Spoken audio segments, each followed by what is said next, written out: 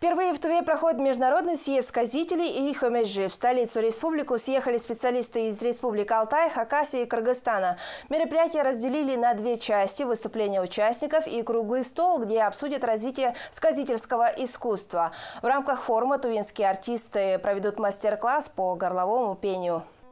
До появления письменности сказители были главными хранителями народного эпоса. Постепенно устное творчество утратило актуальность. Чтобы возродить сказительское искусство Тувы, Центр тувинской культуры организовал первый региональный съезд сказителей и хомяжи с международным участием. В жюри конкурса именитые исследователи и исполнители эпоса. Курултай сказителей – это, я думаю, закономерность, потому что тувинский народ имеет полное право организовывать и проводить подобные мероприятия, потому что это есть у тувинского народа. Тувинское сказительство отличается от сказительства других азиатских народов, но в них много и общего. Сказки разделяются на героические, волшебные, бытовые и про животных. Сказитель должен обладать не только талантом рассказчика, но и иметь актерское мастерство.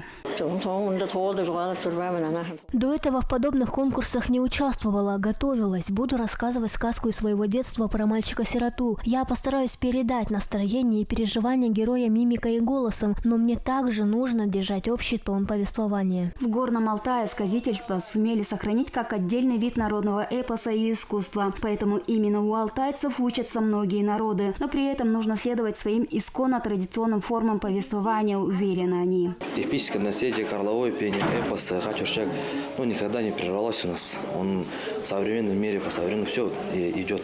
Как бы говорится, мы на корни смотрим, традицию сохраняем, но его тоже усовершенствуем. Конкурс разделен на две номинации – эпос и сказка. Участники должны в течение 15-20 минут исполнить сказание или сказку, можно использовать музыкальные инструменты. Среди 24 участников конкурса представители республик Алтай и Хакасия, а также Киргизии. У нас участвуют Товолчу, Хайши, Кайжи и Манаши. Очень сложно одним словом сказать, что же такое сказительское искусство.